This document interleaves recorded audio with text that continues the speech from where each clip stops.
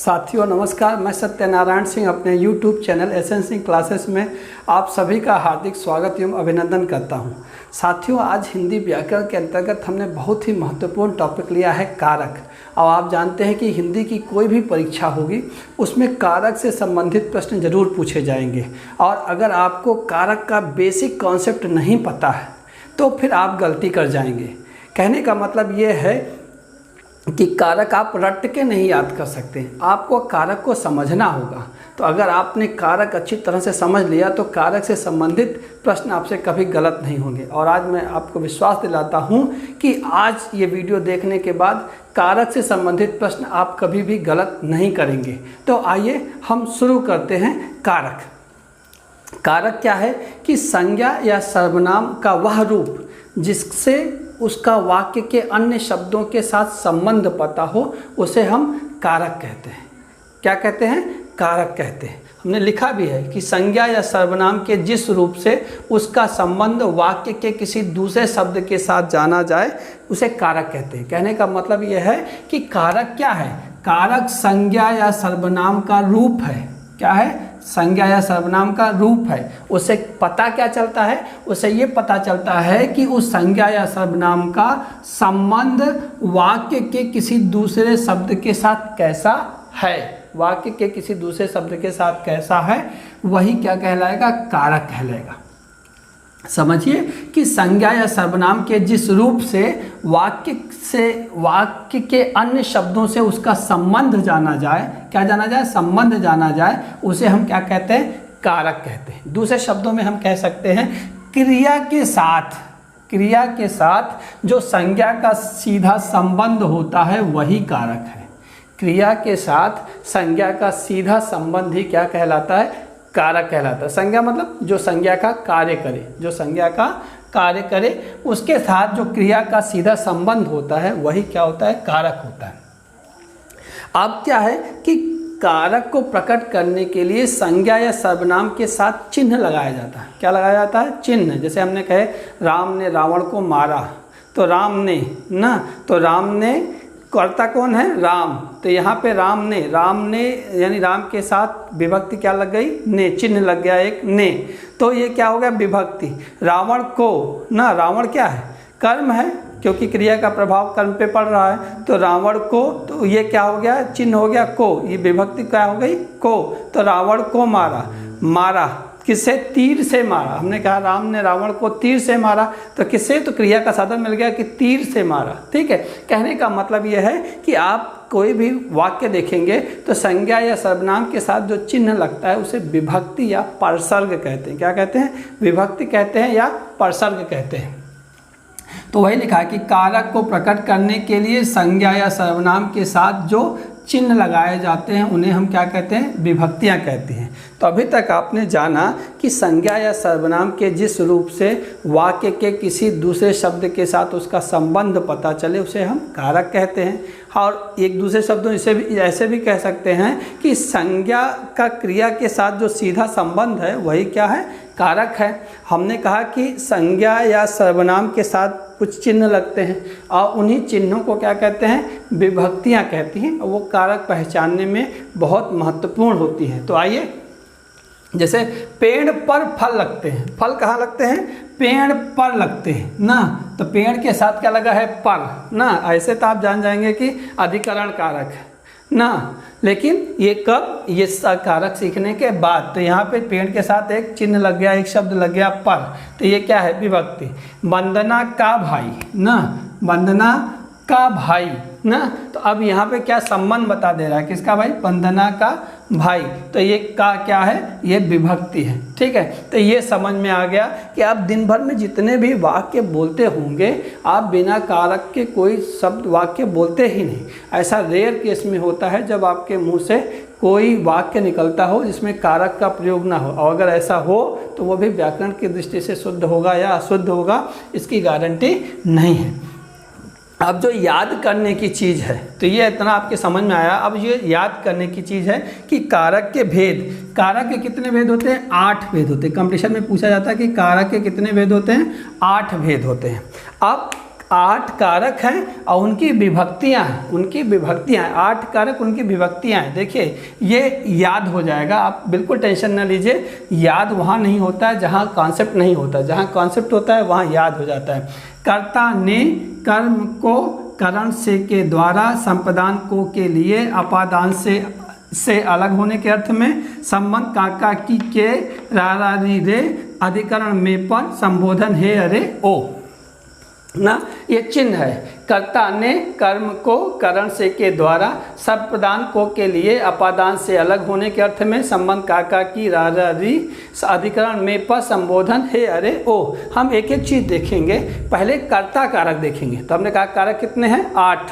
कौन कौन से? कर्ता, कर्म, करण, संपादन, अपादान, संबंध, अधिकरण, संबोधन।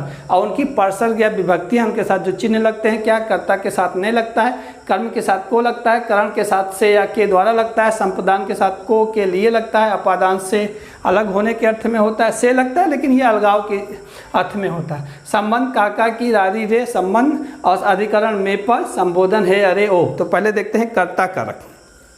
कर्ता कारक क्या है, ये इसकी बात कर रहे हैं पहले कर्ता कारक की, कि संज्ञा या सर्वनाम। कर्ता क्या है? कर्ता माने क्रिया को करने वाला। भाई जो क्रिया होती है वाक्य में, उसको जो करता है उसी को ही हम कर्ता करते हैं, कर्ता कारक कह देते हैं। यानी क्रिया को करने वाला ही कर्ता कारक है।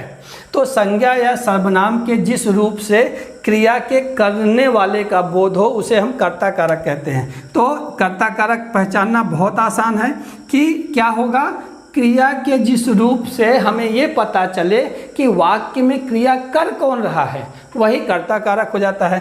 तो लिखा भी है कि संज्ञा या सर्वनाम के जिस रूप से क्रिया के करने वाले का बोध हो उसे हम कर्ता कारक कहते हैं। इसकी विभक्ति क्या होती है? ने होती है। ध्यान रखिएगा, ने हमेशा लगी नहीं होगी। नहीं तो आप सोचे कि भाई ने लगा है तब तो पक्का है कि कर्ता कारक है, लेकिन कहीं ऐसा भी होगा जहाँ ने नहीं लगा होगा। तो अब ने कहाँ लगता है उसको भी समझ लेना है ना।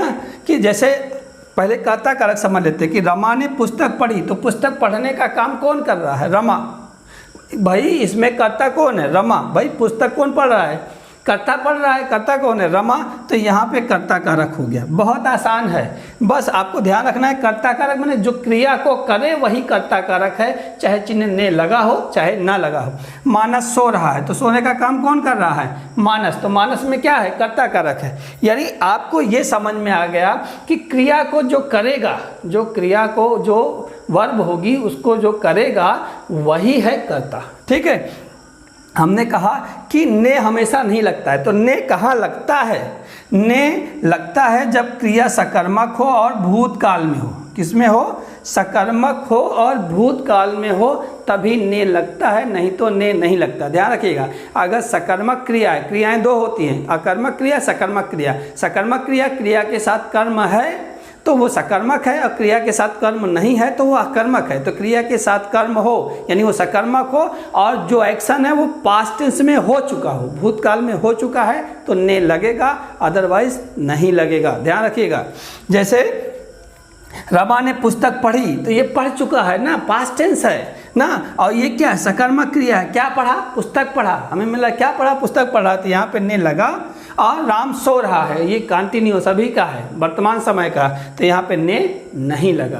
तो आपको ये समझ में आ गया होगा कर्ता कारक क्या है। पहला कि जो क्रिया को करेगा वही कर्ता होगा, उसके साथ चिन्ह ने लगा होगा। कब? जब क्रिया सकर्मक होगी और भूतकाल में होगी, अदरवाइज वो उसमें क्या होगा? ने नहीं लगा होगा। ठीक, अब आगे बढ़ते हैं। दूसरा कर्म कारक। कर्म कारक क्या है? कि क्रिया का प्रभाव जिस पर पड़े। भाई जैसे हम एक्शन करते हैं तो कहीं ना कहीं उसके ऊपर इम्पैक्ट तो पड़ता है, किसी के ऊपर प्रभाव पड़ता है ना, तो जिस पर प्रभाव पड़े वही है कर्म। यानी हम परिभाषा के रूप में कहें कि संज्ञा या सर्वनाम का वह रूप जिस पर क्रिया का प्रभाव पड़े उसे हम कर्म कारक कहते हैं। ये देखिए परिभाषा, संज्ञा या सर्वनाम के जिस रूप पर क्रिया का प्रभाव पड़े उसे हम कर्म कारक कहते हैं। इसकी विभक्ति को होती है, पर लिख रखा है कि हमने कहा कि क्रिया को करने वाला करता है। अब वो जब क्रिया करता है तो किसी पे उसका प्रभाव पड़ता है, और जिस पर पड़ता है उसी को हम क्या कहते हैं?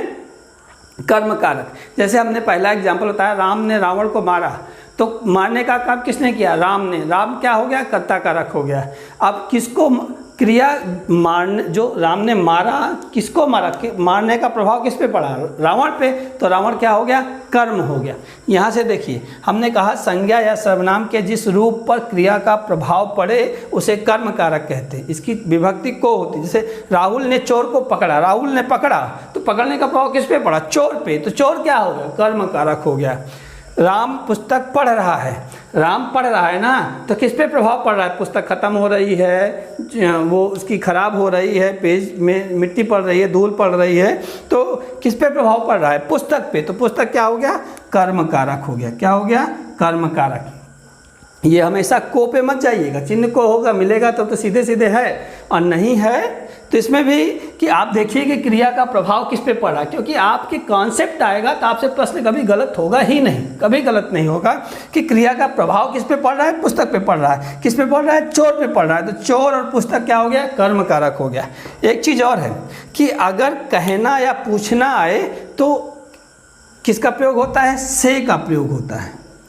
लेकिन यहाँ पे भी आप कहेंगे कि आपने बताया तक को, लेकिन ये एक्सेप्शन केस है, इसीलिए हम कह रहे हैं कि आपके कॉन्सेप्ट समझ में आना चाहिए कि क्रिया का प्रभाव किस पर पड़ रहा है। अब देखिए, कहना या पूछना के साथ हमने कहा से का प्रयोग होता है। जैसे राम ने सीता से कहा, तो राम के कहने का प्रभाव किस पे पड़ रहा है? सीता पे पड़ रहा है, इसलिए क्या हो गया? कर्म कारक हो गया। मोहन ने श्याम से पूछा, मोहन ने पूछा, तो पूछने का प्रभाव किस पे पड़ रहा है? श्याम पे पड़ रहा है, तो ये क्या हो गया? कर्म कारक हो गया। तो आपकी ये समझ में आ जाना चाहिए कि क्रिया का प्रभाव जिस पर पड़ेगा वही क्या होगा? कर्म कारक होगा। बढ़ते हैं आगे करण कारक पे। तीसरा, करण कारक क्या है? करण कारक का मतलब है साधन। जिस साधन से क्या किया जाए? क्रिया की जाए। जिस साधन से क्रिया की जाए उसे हम क्या कहेंगे? करण कारक कहेंगे। ध्यान रखिएगा, जिस साधन से क्रिया करी जाती है, साधन, क्रिया का साधन, क्रिया जिस साधन से संपन्न हो उसे हम करण कारक कहते हैं। तो जिस साधन से अथवा जिसके द्वारा क्रिया पूरी की जाती है उसे हम क्या कहते हैं? करण कारक कहते हैं। जिस साधन अथवा जिसके द्वारा क्रिया पूरी की जाती है उसे हम क्या कहते हैं? करण कारक कहते हैं। इसका चिन्ह क्या होता है? से या के द्वारा। जैसे हम कहें मम्मी चाकू से सब्जी काटती है, तो कौन सा साधन है? चाकू। तो चाकू के क्या हो गया? यहाँ पे ये हो गया करण कारक। राम ने रावण को तीर से मारा, तो साधन क्या था? तीर था। तो तीर क्या हो गया? तीर हो गया करण कारक। अब जैसे मैं साइकिल से बाजार जा रहा हूँ, किससे जा रहा हूँ? साधन क्या है जाने का? साइकिल। तो ये क्या हो गया? करण कारक हो गया। आदमी चोर को लाठी द्वारा मारता है, किससे मारता है? साधन क्या है मारने का? लाठी। तो लाठी क्या हो गया? करण कारक। तो आपको कॉन्सेप्ट एकदम समझ में आना चाहिए कि किसके द्वारा हो रहा है, क्रिया का साधन क्या है, किस साधन से क्रिया संपन्न हो रही है, वही साधन यह है करण कारक। अगला है संप्रदान कारक। चौथा, संप्रदान कारक का चिन्ह को के लिए होता है, लेकिन हम कॉन्सेप्ट क्या समझेंगे? जिसके लिए क्रिया की जाए। आपने देखा, जो क्रिया करता है कर्ता, जिस पर क्रिया का प्रभाव पड़े वो कर्म, जिस साधन से क्रिया की जाए वो करण। अब जिस पर क्रिया का प्रभाव, वो जिसके लिए क्रिया की जाए, जिसके लिए क्रिया की जाए या जिसको कुछ दिया जाए, जिसके लिए क्रिया की जाए या जिसको कुछ दिया जाए उसे हम क्या कहते हैं? संप्रदान कारक। जिसके लिए क्रिया की जाती है या जिसे कुछ दिया जाता है उसे हम क्या कहते हैं? संप्रदान कारक। दिमाग में रखिएगा कि को के लिए, जिसके लिए क्रिया की जा रही है, जिसको कुछ दिया जा रहा है, वो संप्रदान कारक है। जैसे गरीबों को वस्त्र दे दो, तो यहाँ दिया देने का भाव हो रहा है ना, गरीबों को क्या दे दो? वस्त्र दे दो ना। वस्त्र किसके लिए दिया जा रहा है? गरीबों के लिए दिया जा रहा है। तो यहाँ पे क्या हो गया? यहाँ पे संप्रदान कारक हो गया। माँ बच्चे को मिठाई देती है, माँ बच्चे को मिठाई देती है, तो माँ मिठाई किसको दे रही है? बच्चे को दे, बच्चे के लिए कुछ किया जा रहा है, तो ये क्या हो गया? ये संप्रदान कारक हो गया। तो आपके ये समझ में अच्छा आ गया होगा अच्छी तरीके से कि जिसके लिए कुछ किया जाए या जिसको कुछ दिया जाए वो क्या हुआ? संप्रदान कारक हुआ। तो चौथा, कर्ता, क्रिया को करने वाला कर्ता, जिस पर क्रिया का प्रभाव पड़े उसके वो कर्म, जिस साधन से क्रिया की जाए वो करण, और जिसके लिए क्रिया की जाए या जिसको कुछ दिया जाए वो क्या है, संप्रदान। जैसे हमने कहा राम ने रावण को तीर से मारा, राम ने सीता के लिए रावण को तीर से मारा, तो किसके लिए मारा भाई, सीता के लिए। तो सीता क्या हो गए, सीता हो गया संप्रदान ना। अब यहाँ पे देखिए अगला, तो ये समझ में आ गया होगा आपको। पांचवा अपादान कारक। अपादान क्या है, सीधे सीधे जब एक चीज़ दूसरे से अलग हो, एक चीज़ दूसरे से अलग हो तो वहाँ पे अपादान, अपादान अलग, अपादान अलग, अपादान अलग। यानी आपको याद है अपादान का चिन्ह भी होता है से, इसका मतलब अलग होना। यानी कहने का मतलब है कि संज्ञा या सर्वनाम के जिस रूप से उसका दूसरे शब्द से, दूसरे संज्ञा या सर्वनाम से अलगाव क्या हो, अलगाव पता चले, उसे हम क्या कहेंगे, अपादान कारक। क्या कहेंगे, अपादान कारक। तो संज्ञा या सर्वनाम से किसी वस्तु का अलग होना प्रकट हो उसे अपादान कारक कहते हैं। अलग होना प्रकट हो, ध्यान रखिएगा। नल से पानी टपक रहा है तो नल से पानी अलग हो रहा है, तो क्या हुआ, नल में अपादान कारक हो। जिससे अलग होगा उसमें अपादान होगा, ध्यान रखिएगा। जो अलग हो रहा है उसमें नहीं होगा, जिससे अलग हो रहा है। वही हमने कहा कि संज्ञा अथवा सर्वनाम के जिस रूप से किसी वस्तु का अलग होना प्रकट हो उसे हम अपादान कारक। तो नल से पानी टपक रहा है तो पानी कहाँ से अलग हो रहा है, नल से, तो नल से क्या हुआ, अपादान कारक। हिमालय से गंगा निकलती है, गंगा कहाँ से निकल रही है, हिमालय से निकल रही है, हिमालय से अलग हो रही, तो क्या हुआ, अपादान कारक है। पेड़ से पत्ते गिरते हैं, पत्ता कहाँ से गिर रहा है, पेड़ से गिर रहा है, तो पेड़ में क्या हुआ, अपादान कारक। इसके अलावा आजकल जो परीक्षाएं होती हैं वो आपको बहुत भ्रम में डालने का काम करती हैं। ये समझ लीजिए कि जिन शब्दों से घृणा, तुलना, भय, शर्माने आदि का बोध हो, घृणा का बोध हो, तुलना का बोध हो, भय का बोध हो या शर्माने का बोध हो, वहाँ भी अपादान कारक होता है। ध्यान रखिएगा, ये बहुत पूछा, चूँकि अपादान पूरा हॉट टॉपिक है उनके लिए कि वो अपादान जरूर पूछते हैं, परीक्षा में अपादान जरूर पूछा जाता है। अब आजकल क्या करते हैं कि ऐसे शब्द देंगे जहां आपको सीधे सीधे निकलना नहीं लगेगा, अलगाव तो लगेगा भाई, या दूरी तो लगेगी, दूरी डिस्टेंस लगेगा ना, डिस्टेंस होना प्रतीत होगा, लेकिन इस तरह से पूरा नहीं लगेगा कि भाई निकल रहा है, अलग हो रहा है। तो जिन शब्दों से घृणा का बोध हो, किसका बोध हो, घृणा का बोध हो, तुलना का बोध हो, भय का बोध हो या शर्माने का बोध हो, वहाँ अपादान कारक हो। जैसे मैं गंदगी से घृणा करता हूँ, तो यहाँ पे क्या हुआ, अपादान कारक हो। मैं घृणा करता हूँ, मैं उससे दूर रहना चाहता हूँ, अलग होना चाहता हूँ, मुझे गंदगी पसंद नहीं है, मैं दूर रहता हूँ, अलग रहता हूँ, तो ये क्या हुआ, अपादान कारक। स्मित अंकिता से शांत है, यहाँ पे तुलना हो रही है, दो की तुलना हो रही है, दोनों में डिफरेंस करने की कोशिश हो रही है कि किस तरह से दोनों अलग हैं। तो स्मित अंकिता से शांत, यहाँ भी देखिए, आप देखेंगे मूल में अलगाव ही रहेगा, किसी भी चीज़ के मूल में अलगाव ही रहेगा, इसीलिए हमने कहा कॉन्सेप्ट जरूरी है। अब मुझे ऊंचाई से डर लगता है, ऊंचाई से डर लगेगा तो कोई जाना चाहेगा ऊंचाई पे, नहीं जाना चाहेगा ना, तो ऊंचाई से डर लग रहा है उसको, यानी ऊंचाई से दूर रहता है वो। तो यहाँ पे भी क्या है, ये अपादान कारक है। तो हमने कहा घृणा हो, तुलना हो, भय हो, शर्माना हो, तो वहाँ पे क्या होता है, अपादान कारक होता है। आगे देखते हैं संबंध कारक। संबंध कारक मतलब जब संज्ञा या सर्वनाम के जिस रूप से वाक्य के दूसरे शब्द के साथ संज्ञा, उसका संबंध पता हो। क्या पता हो, संबंध, संबंध रिलेशन पता हो। वहाँ काकी के रारी रे अपने आप पता चल जाएगा, बहुत आसान है कि संज्ञा अथवा सर्वनाम के जिस रूप से एक वस्तु का संबंध दूसरी वस्तु से जाना जाए। संज्ञा अथवा सर्वनाम के जिस रूप से एक वस्तु का संबंध दूसरी वस्तु से जाना जाए वहाँ संबंध कारक होता है। चिन्ह क्या होगा, काका की रारी रे। जैसे श्रेया के पिताजी अध्यापक है, किसके पिताजी, श्रेया के, तो श्रेया के पिताजी, ये उनका संबंध बता रहा है श्रेया के साथ, आदमी का संबंध श्रेया के साथ बता रहा है, तो यहाँ संबंध कारक। मेरा मित्र, किसका मित्र, मेरा मित्र ना, संबंध बता रहा है, मित्र का मुझसे संबंध बताया जा रहा है, तो यहाँ पे क्या है, संबंध कारक। बहुत आसान है कि संज्ञा या सर्वनाम के जिस रूप से वाक्य के दूसरे शब्द के साथ उसका संबंध, रिलेशन बताया जाए, तो आप रिलेशन आ गए तो आप समझ लीजिए कि ये पक्का क्या है, संबंध कारक है।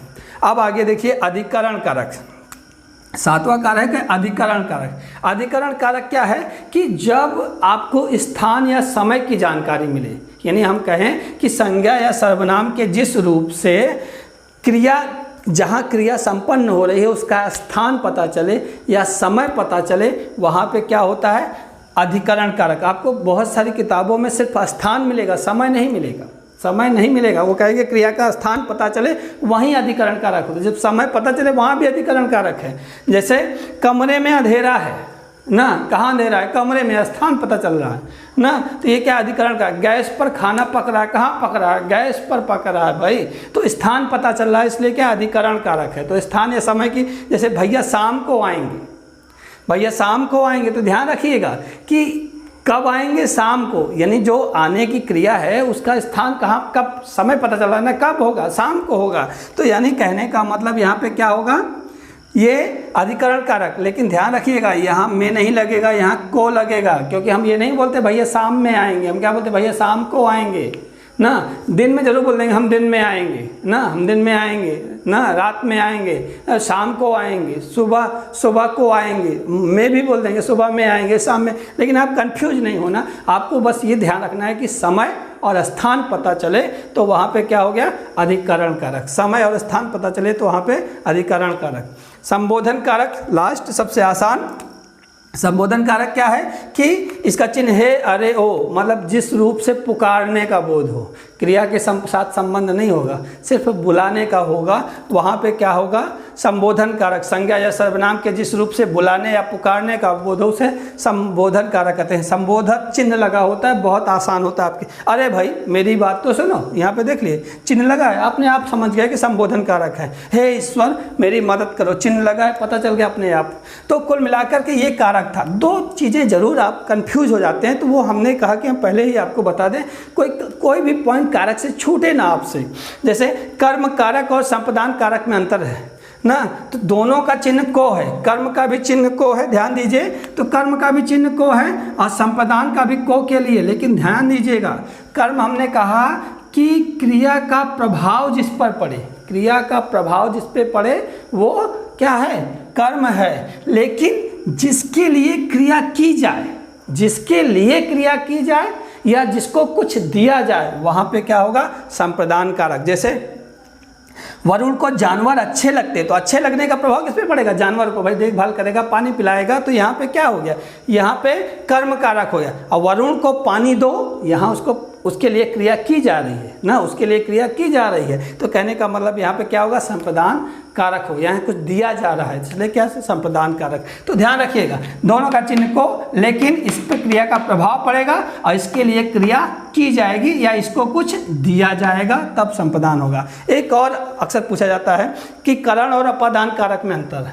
करण कारक का भी चिन्ह होता है से और अपादान का भी होता है से, लेकिन ध्यान रखिए मैंने आपको कॉन्सेप्ट समझाया कि करण माने क्रिया का साधन, जिस साधन से क्रिया की जाए, जिस साधन से क्रिया संपन्न की जाए, वहाँ पे करण कारक है। अपादान जहाँ अलगाव की स्थिति होगी, वहाँ अलग होने का बोध होगा, वहाँ पे क्या होगा, अपादान। जैसे मैंने पेंसिल से चित्र बनाया, तो साधन, क्रिया का साधन क्या है यहाँ पे, पेंसिल से। किससे बनाया, पेंसिल से, तो यहाँ पे क्या हुआ, करण कारक होगा, क्योंकि क्रिया का साधन बता रहा है। अब पतझड़ में पेड़ से पत्ते गिरते हैं, यहाँ अलगाव हो रहा है, पेड़ से पत्तों का अलगाव हो रहा है, इसलिए क्या हुआ, अपादान कारक। तो अगर आपको अच्छा लगा हो, ये मैंने आपको समझाने की कोशिश की, एक बार और देख लेंगे, आपको रट जाएगा, फिर आपसे कभी गलती नहीं होगी। तो अच्छा लगा हो तो आप लाइक कीजिए, शेयर कीजिए, हाँ सब्सक्राइब अभी तक नहीं किया हो तो ज़रूर कर लीजिए। और इस तरह से अगर कोई सुझाव या शिकायत हो तो आप हमें कमेंट कीजिए, और अपना और अपनों का ख्याल रखिए। मिलते हैं अगले वीडियो में, तब तक के लिए नमस्कार।